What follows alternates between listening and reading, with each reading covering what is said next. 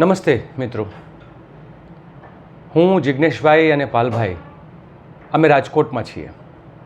30મી મેથી રાજકોટ આવીને રાજકોટમાં અગ્નિકાંડની અંદર જે પરિવારોએ પોતાના બાળકો, પોતાના ઘડપણની લાકડી જેણે ગુમાવી છે અગ્નિકાંડમાં, એ પરિવારોને મળવા માટે ગયા. પરિવારોને મળ્યા અને પરિવારના સભ્યોના આંખમાં આંસુ અને એમનું જે કાળજું જે છે એ રોઈ રોઈને જે કહેતું હતું કે અમારા માથે દુઃખ પડ્યું, સરકાર બિલકુલ નિંભર બની ગઈ છે.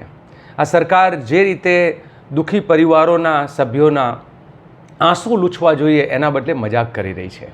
4 લાખ રૂપિયા જેવું વળતર જાહેર કરીને ભારતીય જનતા પાર્ટીનો એક પણ આગેવાન, એક પણ પરિવારને મળવા ના જાય, એક કોર્પોરેટરો મળવા ના જાય, એ સંસદ સભ્ય મળવા ના જાય, સર્ટિફિકેટ લઈને દિલ્હી રવાના થઈ જાય.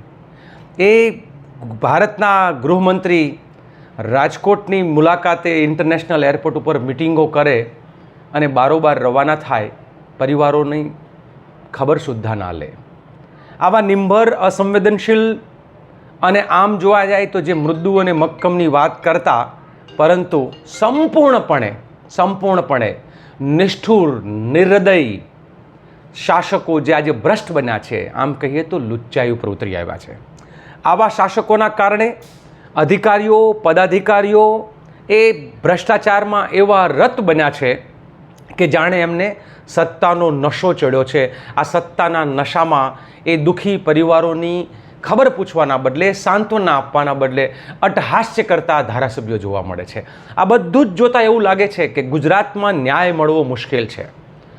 તક્ષશિલા કાંડમાં 5 વર્ષ પહેલાંની ઘટના, આજે એક પણ આરોપી જેલમાં નથી.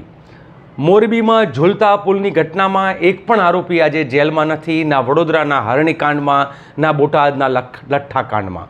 ગુજરાતમાં આ રીતે બનતા અકસ્માતો, એમ કે અકસ્માત, પણ અકસ્માત નહીં, માનવ સર્જિત હત્યાકાંડ કહી શકાય. અને ભાજપના ભ્રષ્ટાચારના કારણે, અધિકારીઓના ભ્રષ્ટાચારના કારણે ગુજરાતના લોકો એમના જીવ ગુમાવે, એના વાલસોયા ગુમાવે, અને છતાંય સરકાર જે છે એ મહેરી મૂંગી બનીને બસ એની પોતાની જેમ હાથીની જેમ કોઈને કાંઈ પડી ના હોય એ મદમસ્ત ચાલ્યા જ કરે. ગુજરાતની જનતાની જાણે કશું પડે જ નથી. આ 5 બનાવો પછી અને એ સિવાય ગુજરાતમાં થતી આત્મહત્યાઓ, દલિતો ઉપર થતા અત્યાચાર, આદિવાસીઓની જમીનની લૂંટ, નાના ખેડૂતો સાથે થયેલા અત્યાચારો, આ બધું જ જોયા પછી એવું લાગે છે કે હવે ગુજરાતની જનતાએ સાથે મળીને શાસકોની સામે અવાજ ઉઠાવવો પડશે. જ્યારે રક્ષક ભક્ષક બને છે ત્યારે એ જનતાએ પોતાનું રક્ષણ જાતે કરવું પડશે. 25મી જૂનના રોજ રાજકોટના અગ્નિકાંડના બાળકોની પ્રથમ માસિક પુણ્યતિથિ.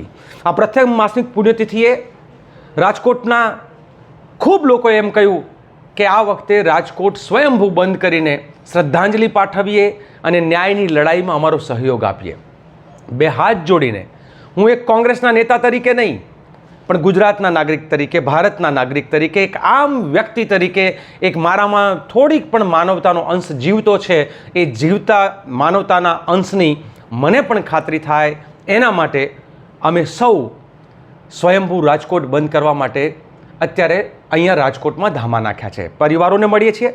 1.25 લાખ પરિવારો રાજકોટના વ્યક્તિગત મુલાકાત લઈને કોંગ્રેસના કાર્યકર્તાઓ, સ્વયંસેવી સંસ્થાના કાર્યકર્તાઓ, સેવાદળ, કિસાન કોંગ્રેસ, યુથ, NSUI, મહિલા કોંગ્રેસથી લઈને OBC department, SC department, minority department, બધા જ લોકો, એટલે હું એક ડિપાર્ટમેન્ટના નામ ગણું તો એવા બધા જ લોકો આજે રાજકોટ આવી રહ્યા છે. મેં આપને પણ આહવાન કરીશ, ગુજરાતભરના નાગરિકો, કે તમારો માયલો જાગતો હોય, તમારો પોતાનો અંતર્માત્મા એમ કહેતો હોય કે મારે આ ન્યાયની લડાઈમાં પીડિત પરિવારોને સાથ આપવું છે, તો આપ આવો રાજકોટ. 21 તારીખથી આપ આવી જશો તો ખૂબ અમને લોકોને સધિયારો મળશે, દુઃખી પરિવારો જે છે એને સધિયારો મળશે. આપણે સૌ મળીને રાજકોટના 1.25 લાખ પરિવારોને વ્યક્તિગત સંપર્ક કરીને સહમત કરીએ કે આપણે આ દુઃખમાં ભાગીદાર થઈ હકની લડાઈમાં ભ્રષ્ટ અધિકારીઓને અહીંથી કોઈ પણ રીતે સજા થાય. ભ્રષ્ટ પદાધિકારીઓ, એ ચાહે કોર્પોરેટર હોય, મેયર હોય કે મંત્રી હોય, આપણે સંત્રી કે મંત્રી કોઈ પણ હોય, આ બધા જ લોકો જે આમાં ઇન્વોલ્વ છે એ લોકોને, એટલે દોષીઓને સજા, પીડિતોને ન્યાય અને ગુજરાતમાં પુનઃ એક ન્યાયનું સામ્રાજ્ય, સંવિધાનનું સામ્રાજ્ય, માત્ર ને માત્ર જે અત્યારે તાનાશાહ ટાઈપનું જે સામ્રાજ્ય ચાલે છે એની સામે અવાજ ઉઠાવવો જરૂરી છે. માટે રાજકોટ સ્વયંભૂ બંધ માટે આપ પીડિતોની ન્યાયની માગણીમાં આપ જોડાઓ એવી આશા અપેક્ષા સાથે હું એ કહીશ કે અમે લોકો અહીંયા 3 નંબરો આ વિડીયોની સાથે મૂકી રહ્યા છીએ. આમાં જે લોકો તમે આ કામમાં સહયોગ કરવા માગતા હોય, ન્યાયની લડાઈ લડવા માગતા હોય, ગુજરાતના સ્વાભિમાનની લડાઈ લડવા માગતા હોય, એ લોકો આપ આ નંબર ઉપર સંપર્ક કરશો અને આ લડાઈમાં સાથ આપશો એ જ આશા અને અપેક્ષા. આપ સૌનો ખૂબ ખૂબ આભાર. ધન્યવાદ.